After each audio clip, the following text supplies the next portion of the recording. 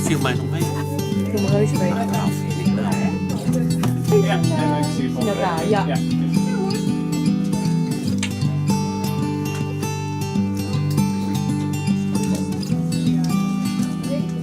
I was going through a time in my life that was, I felt very dry spiritually, and I had the opportunity to go to Israel on a trip, and I thought I'll use this time to listen to God and what He would say to me. And I kept a journal of all my personal thoughts while I was on this trip. And when I got home, I kept meeting other people who seemed to be going through a dry time as well, and I thought, well, maybe my book could help someone else if I share my thoughts and my feelings, and so I decided to have it published. Nou, jullie zijn in ieder geval allemaal van harte welkom. We zullen nu beginnen. Oh, ik vergeet Liesbeth nog, van uitgeverij Kok, want daar hebben we het eigenlijk aan te danken. Hè? Ik denk dat ik dat nu het woord geef aan Lynn Austin. Lynn Austin, you're very welcome here in the bookshop. In English, De Hoeksteen is the cornerstone, I think. All right. Now, yeah? All right. Thank you so much for coming here today.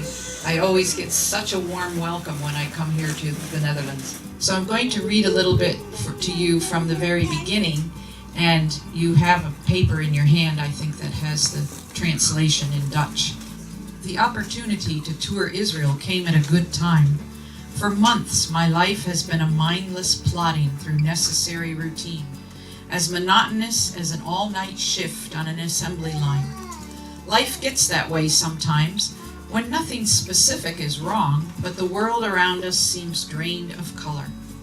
Even my weekly worship experiences and daily quiet times with God have felt dry and stale.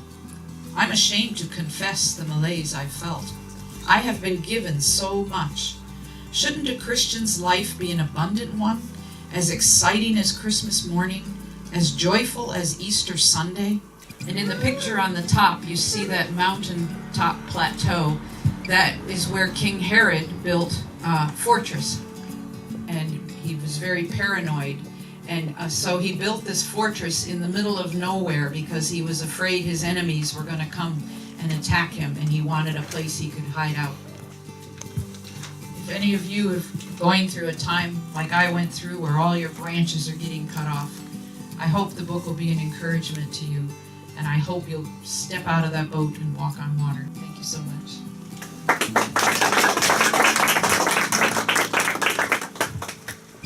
I have something about Woerden. I hope you like cheese.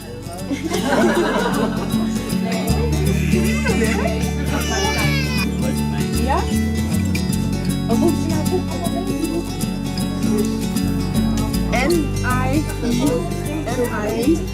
In fiction, I can hide behind my characters. You don't really know that I'm talking about myself if one of my characters is having difficulties.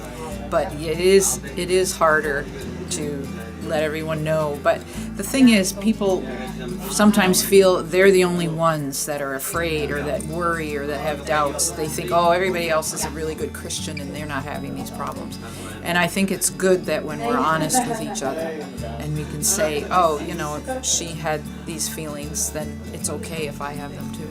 It's wonderful to come here. I always get such a nice warm welcome, and the readers are so enthusiastic and so encouraging. When I'm at home, I'm all alone in my room, except for my characters. And, you know, sometimes it's hard to imagine that this is going to be a book. But I think of all the readers that are waiting, you know, to read it. And so it's very encouraging to me to come and meet people face to face.